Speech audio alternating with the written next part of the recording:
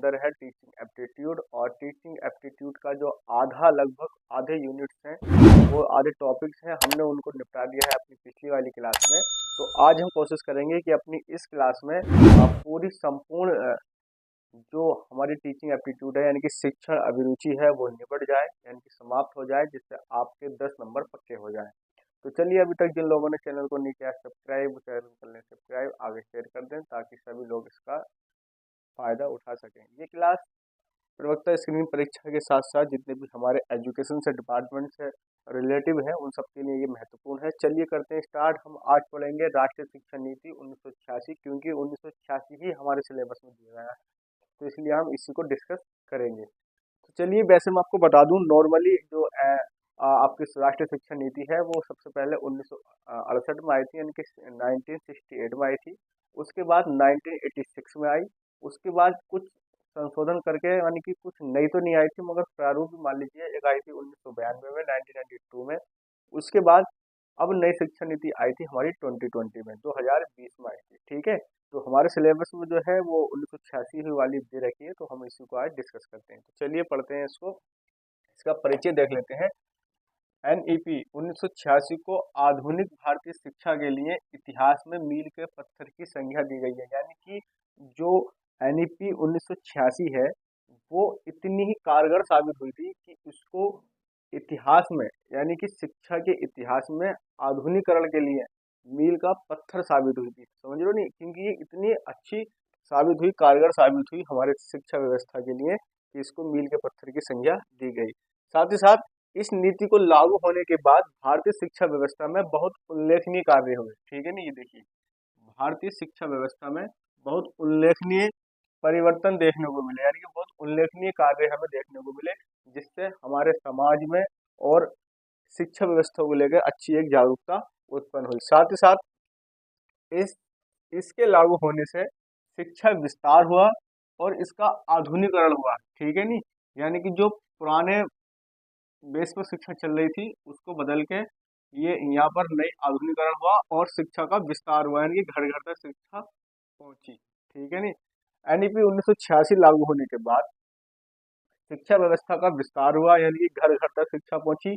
साथ ही साथ जो शिक्षा हमारे पुराने पैटर्न पे चल रही थी उसका भी क्या हुआ, आधुनिकरण हुआ। ठीक है, इस नीति में प्राथमिक शिक्षा से लेकर महाविद्यालय शिक्षा में शामिल किया गया, यानी कि इस 1986 की राष्ट्रीय शिक्षा नीति में बेस से, यानी कि प्राथमिक शिक्षा से लेकर महाविद्यालय शिक्षा तक इसके अंदर शामिल किया गया था।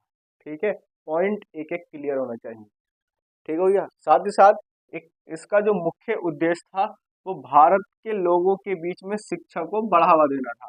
ठीक है नहीं, यानी कि जो भारतीय शिक्षा व्यवस्था है उसका घर घर तक एक संकल्प हो, बच्चों को शिक्षा दिलाई जाए, यही उद्देश्य था शिक्षा नीति 1986 का।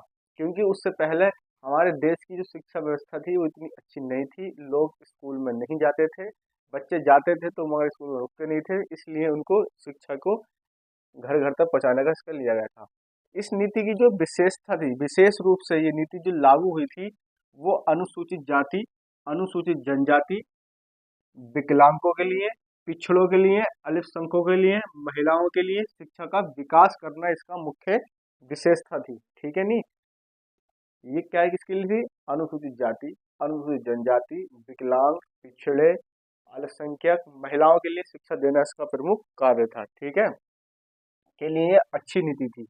इस नीति को 12 भागों में और 157 अनुच्छेदों में विभाजित किया गया है, यानी कि ठीक है, यानी कि इसकी जो टोटल है वो भाग है आपके 12 और आर्टिकल है इसके आपके 157। ठीक है, कोई सवाल करके पूछ लेता है कि एनईपी के कितने भाग हैं, यानी कि इसके 12 भाग हैं, और कितने आर्टिकल यानी कि अनुच्छेद हैं, तो 157 इसके अनुच्छेद हैं। इतनी बात को आप ध्यान रखेंगे और अपने नोट्स भी बनाएंगे। ठीक है, साथ ही साथ इसकी अब भूमिका पढ़ लेते हैं कि इसकी क्या क्या भूमिकाएं थी। इसकी भूमिका थी शिक्षा का सार और उसकी भूमिका। ठीक है नहीं, यानी शिक्षा को सार करना है, बढ़ाना है, सबको सब तक पहुंचाना है, शिक्षा को घर घर तक शिक्षा पहुंचानी है, इसका भूमिका थी। राष्ट्रीय शिक्षा प्रणाली, ठीक है, यानी कि इसको जो है राष्ट्रीय लेवल पर उपयोग किया जाएगा। समानता के लिए शिक्षा इसकी भूमिका थी, ठीक है नहीं। समानता के लिए शिक्षा पर इनसे बात करी थी। विभिन्न स्तरों पर शिक्षा का पुनर्गठन, यानी कि जो भी शिक्षा व्यवस्था थी उसका अब दोबारा पुनर्गठन करा जाएगा एनईपी 1986 के द्वारा, ठीक है। पुनर्गठन की इसने बात कही थी, ठीक है नहीं। तकनीकी की बात कही गई है, तकनीकी एवं प्रबंधन की शिक्षा, तकनीकी और प्रबंधन की शिक्षा भी इसके अंदर दी जाएगी।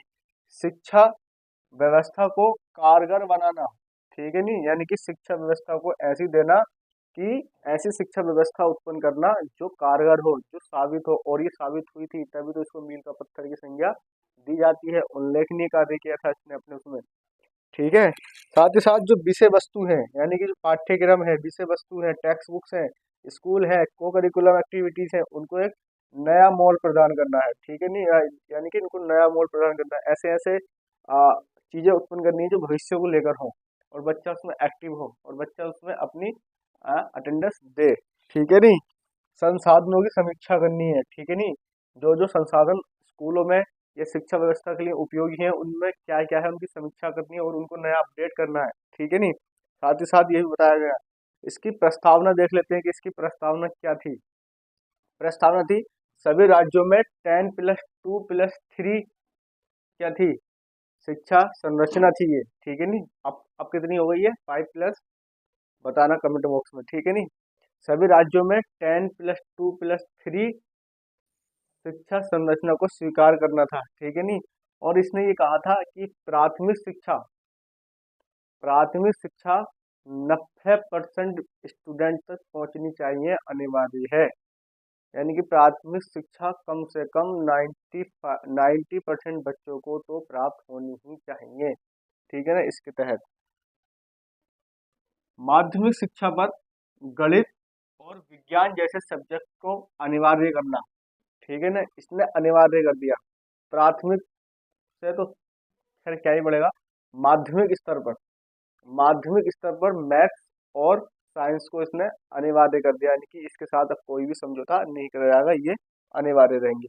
उच्च शिक्षा के स्तर को उठाने की प्रतिक्रिया शुरू करना, यानी कि जो हमारा एजुकेशन लेवल था उसको अब हमें हायर पे लेके जाना है, बढ़ाना है, ठीक है, उसको बढ़ाना है। साथ ही साथ राष्ट्रीय शिक्षा प्रणाली देख लेते हैं, इसमें क्या है। देश में समान शिक्षा संरचना, यानी कि 10+2+3 लागू होनी चाहिए, ठीक है। इसने कहा समान शिक्षा प्रणाली होनी चाहिए, बिना भेदभाव के समान शिक्षा सभी को दी जाए, यानी कि आप किसी को न रंग रूप के भेदभाव करेंगे, न लिंग का भेदभाव करेंगे, महिला है या पुरुष है, ना ही आप उसका गोरे चिट्टे का भेदभाव करेंगे, ना ही ऊंच नीच का भेदभाव करेंगे, सबको समान शिक्षा दी जाएगी, इसका उद्देश्य था।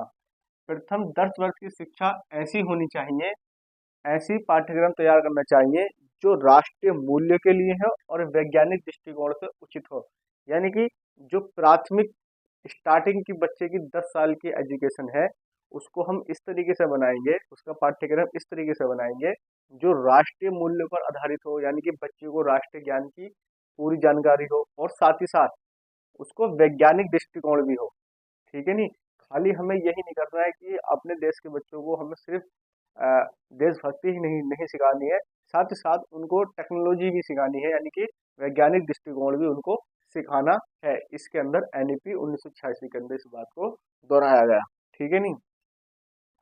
प्रत्येक न्यूनतम स्तर निश्चित होने चाहिए, यानी कि हर चीज को स्टेप बाय स्टेप चला जाएगा, ये नहीं है किसी को एकदम डाउन या अप करा जाए, स्टेप बाय स्टेप उसके लिए प्रतिक्रिया होनी चाहिए। शिक्षा में गुणात्मक सुधार होना चाहिए, ठीक है नहीं, इस बात को ध्यान रखो, शिक्षा में गुणात्मक सुधार। ऐसा ही नहीं है कि खाली मार्कशीट दे दी आपको कि आप 5वीं पास हैं या 8वीं पास हैं या 10वीं पास हैं, साथ ही साथ शिक्षा में गुणात्मक होना चाहिए, यानी कि बच्चे के गुणों के अंदर भी शिक्षा आनी चाहिए, उसका बिहेव चेंज होना चाहिए शिक्षा के माध्यम से, तभी लगेगा कि ये शिक्षा प्राप्त किए हुए स्टूडेंट है, ठीक है नहीं। यानी कि गुणात्मक सुधार भी शिक्षा में करना चाहिए। भाषाओं के विकास पर जोर देना चाहिए, ठीक है नहीं, भाषाओं के विकास पर जोर देना चाहिए ताकि सभी तरह की भाषाएं लगभग लगभग मातृभाषा और हिंदी और इंग्लिश बच्चे को आनी चाहिए, इतना तो कम से कम होने चाहिए। अब बात करते हैं हम समानता की शिक्षा, ये इम्पोर्टेंट है, ठीक है। समानता की शिक्षा, महिलाओं के लिए शिक्षा, इस 1986 एनईपी में बार बार जोर दिया गया है समानता की शिक्षा पर, और इसमें स्पेशल जोर दिया गया है महिलाओं की शिक्षा पर। महिलाओं की शिक्षा, अनुसूचित जातियों के लिए शिक्षा, अनुसूचित जनजातियों के लिए शिक्षा, अल्पसंख्यकों के लिए शिक्षा, जैसे मैंने बताया आपको, दिव्यांगों के लिए शिक्षा, बस श्रवण के लिए, एलिड के लिए शिक्षा, पिछले क्षेत्रों में लोगों के लिए भी शिक्षा की व्यवस्था होनी चाहिए। इसके अंदर इस बात को कहा गया है। शिक्षा का पुनर्गठन, शिक्षा के पुनर्गठन की बात की गई है, यानी कि पूर्व माध्यमिक स्तर पर शिशुओं के लिए पोषण तत्व, और माध्यमिक स्तर पर, सॉरी, प्राथमिक स्तर पर बच्चों के लिए एक रुचिपूर्ण क्रियाएं करनी चाहिए, यानी कि ऐसी क्रियाएं, ऐसी एक्टिविटी करनी चाहिए जिसमें बच्चों को दिलचस्पी हो, ठीक है, ताकि वो वहाँ रुक सकें। विद्यालय सुविधाएं देनी चाहिए, जैसे एक स्कीम चली थी, उसका नाम था ऑपरेशन ब्लैक बोर्ड, ठीक है, आप लोगों को याद होगा शायद। ऑपरेशन ब्लैक बोर्ड का मतलब ये था कि विद्यालय के अंदर तमाम तरीके की सुविधाएं बच्चों को देना, रुचिपूर्ण सुविधाएं देना, ताकि वो स्कूल में बैठें, रुकें और पढ़ें, ठीक है नहीं। माध्यमिक स्तर पर गति निर्धारक विद्यालयों की स्थापना करना, ठीक है नहीं।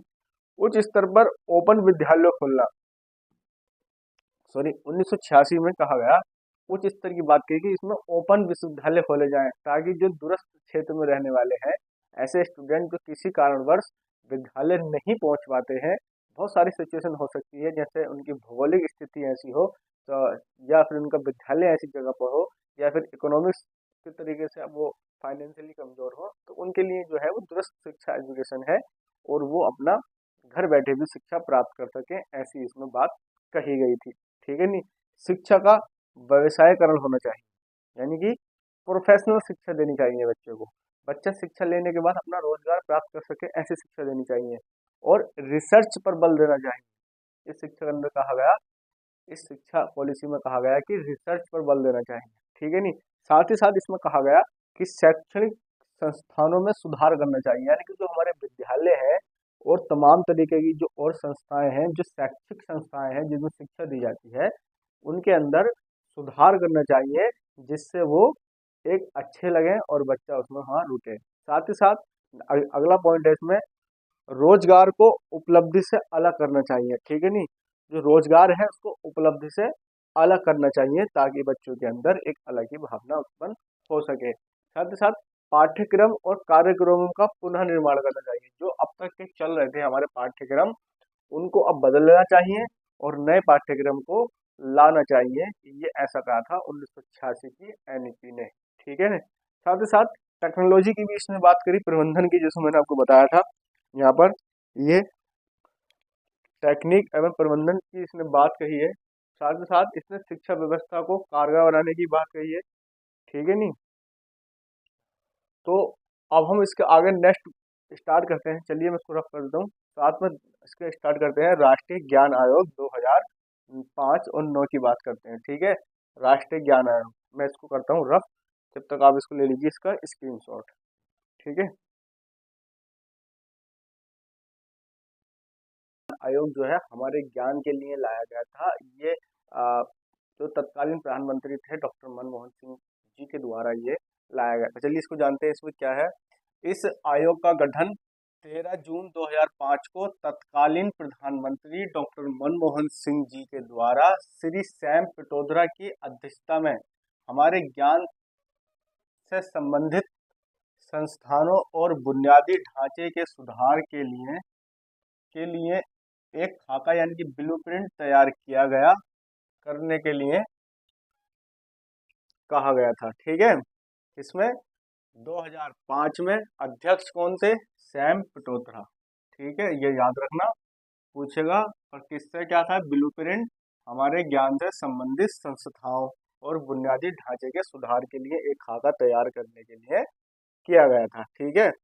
राष्ट्रीय ज्ञान आयोग की 2 अक्टूबर 2005 से 2 अक्टूबर 2008 तक 3 साल की सीमा तय थी, ठीक है। लेकिन लेकिन बाद में इसे 31 मार्च 2009 तक बढ़ा दिया गया, ठीक है, आप समझ रहे हो।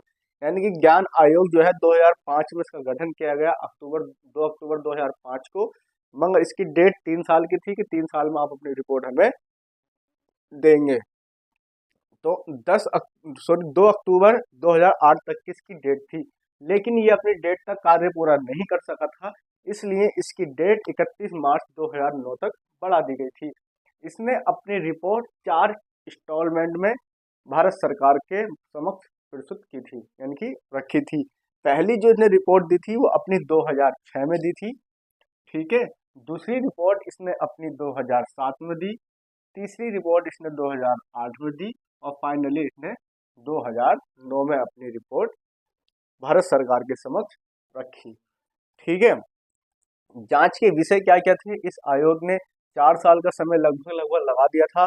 तो इस आयोग ने जांच कौन कौन विषयों पर करी थी? इसका विषय था 21वीं शताब्दी की ज्ञान चुनौतियों का सामना करने और ज्ञान के क्षेत्र में भारत के प्रतिस्पर्धात्मक लाभों को बढ़ाने हेतु, ठीक है, शैक्षिक प्रणाली में उत्कृष्टता के निर्माण को बढ़ाना, यानी कि उसको एक अच्छे स्तर पर, बेसिक स्तर से बढ़ाकर हायर स्तर तक पहुंचाना हमारे ज्ञान को।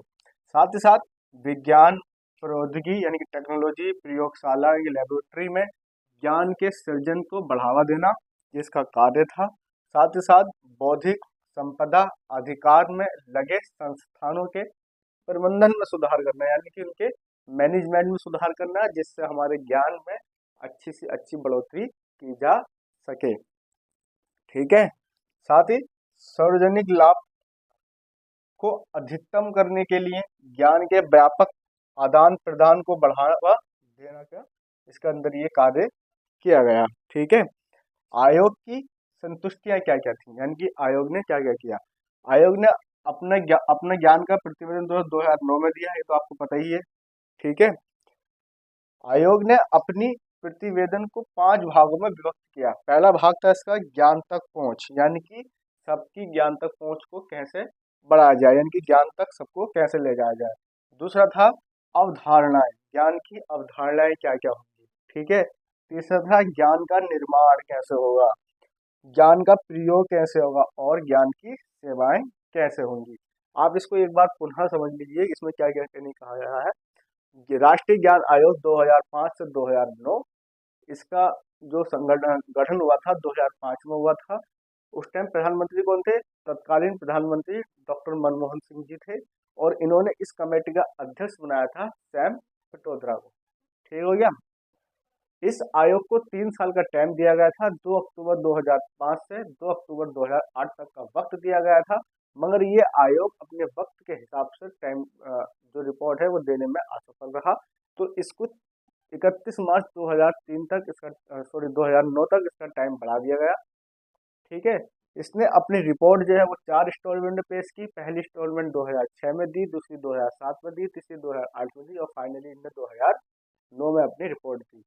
साथ ही साथ इसको जो विषय दिए गए थे, जो टॉपिक दिए गए थे, किस टॉपिक पर आपको चर्चा करनी है, किस टॉपिक पर आपको आयोग का मेन काम रहेगा, किस पॉइंट को लेकर आयोग समाज में जाएगा, जिसकी जानकारी हमें ज्ञात करनी है। तो वो क्या है?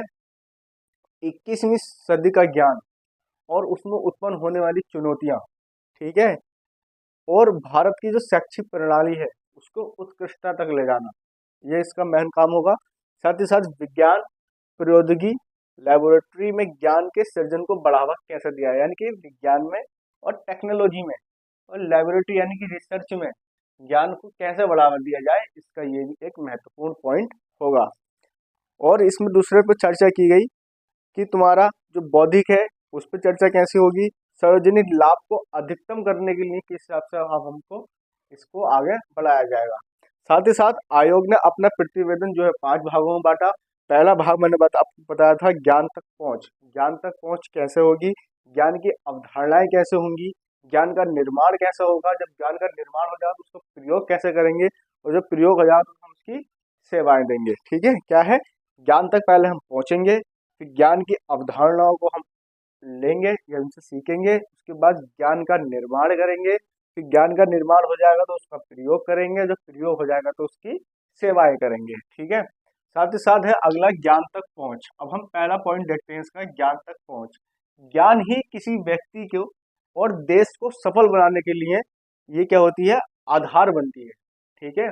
एक एजुकेशन ही ऐसा प्लेटफॉर्म है, एक किसी का अब मैं बता दूं कि एक शायरी भी है कि जो जितना अ, पढ़ेगा लिखेगा, यानी कि शिक्षा वह शेरनी का दूध है जो जितना पिएगा उतना ही दहाड़ेगा। ठीक है, ये एक शेर है जो एजुकेशन से ही है। तो इसलिए कहा गया है कि ज्ञान किसी भी व्यक्ति और देश का आधार होता है उसको आगे बढ़ाने के लिए, उसको समाज से रूबरू कराने के लिए, उसको दुनिया से रूबरू कराने के लिए, उसको अपनी भावनाओं और दूसरे की भावनाओं को समझने तथा उन दोनों के बीच को समन्वय बनाने के लिए ज्ञान की बहुत ज्यादा जरूरत होती है। इसलिए ज्ञान आधार बनाया गया है। साथ ही साथ है, ज्ञान ही व्यक्ति के विकास का सर्वोत्तम साधन होता है। साधन तो हो गई, सारा कुछ ज्ञान से है। जब आपको ज्ञान ही नहीं होगा तो एक जानवर के समान ही मनुष्य कार्य करेगा, और मनुष्य कार्य करेगा जानवर के समान, और जानवर को नहीं होता है ज्ञान, तो वो फिर मनुष्य और जानवर में हो जाएगी सिमिलैरिटी। ठीक है।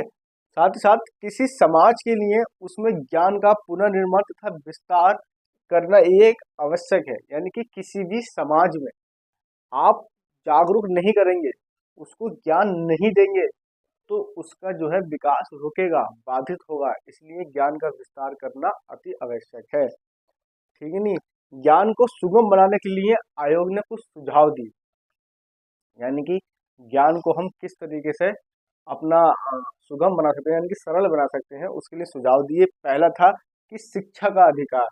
आप अपने बालक को और खुद भी शिक्षा ग्रहण करें, जिससे जो है शिक्षा जब ग्रहण होगी तो आपको ज्ञान की प्राप्ति की बुनियाद स्टार्ट हो जाएगी। साथ ही साथ भाषा, लैंग्वेज, लैंग्वेज जो है आप उसको सही करें, यानी कि सही करने का मीन्स है कि आप उसको सीखें, हिंदी सीखें, इंग्लिश सीखें, मातृभाषाएं सीखें, फॉरेन भाषा सीखें, उससे आप ज्ञान की प्राप्ति आपको होती है। साथ ही साथ अनुवाद, जैसे मैं कर रहा हूँ आपके साथ, ठीक है नहीं। फिर क्या होगा, पुस्तकालय, स्वास्थ्य सूचना नेटवर्क, पोर्टल वगैरह, राष्ट्रीय ज्ञान नेटवर्क, इन सबसे भी सुगम ज्ञान को बनाया जा सकता है। तो मेरे प्यारे साथियों, अभी तक जिन लोगों ने चैनल को सब्सक्राइब नहीं किया है तो प्लीज़ वो चैनल को सब्सक्राइब कर लें, वीडियो को आगे शेयर कर दें, ताकि आप सभी तक इसकी इन्फॉर्मेशन पहुंच सके और आप अच्छे से अच्छे ज्ञान की ओर बढ़ सकें। ठीक है। ज्ञान ज्ञान की अवधारणाएं का जो सुझाव था वो निम्न प्रकार का था, जैसे विद्यालय, व्यावसायिक शिक्षा और प्रशिक्षण, उच्च शिक्षा, चिकित्सीय शिक्षा, विधिक शिक्षा, अभियंत्रण की इंजीनियरिंग शिक्षा, प्रबंधन मैनेजमेंट शिक्षा, आप कह सकते हैं फ्री एजुकेशन यानी कि मुफ्त एजुकेशन, साइंस और मैथमेटिक्स की शिक्षा। ज्ञान का प्रयोग कर सकते हैं आप, विशिष्ट सूचनाओं को वास्तविक जीवन में प्रयोग लाना ही ज्ञान का प्रयोग है। समझे, ज्ञान का प्रयोग क्या है, विशिष्ट सूचनाओं को वास्तविक जीवन में प्रयोग लाने ही ज्ञान का प्रयोग है। समझे नहीं। दूसरा है, ज्ञान के द्वारा जीवन की गुणवत्ता में वृद्धि की जा सकती है। ठीक है। तो अब तक मेरी वीडियो आपको पसंद आई हो तो चैनल को लाइक शेयर सब्सक्राइब कर दें। Thank you everyone, bye. Screenshot ले लीजिए आप इसका।